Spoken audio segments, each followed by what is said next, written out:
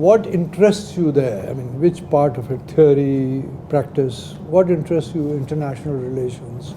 What interests you?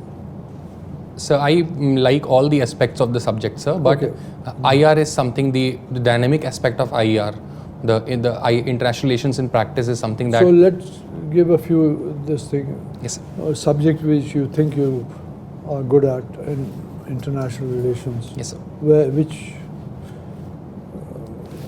in India, neighbors or West, East, or what is happening between, say, NATO and Warsaw Pact countries? What is it that interests you?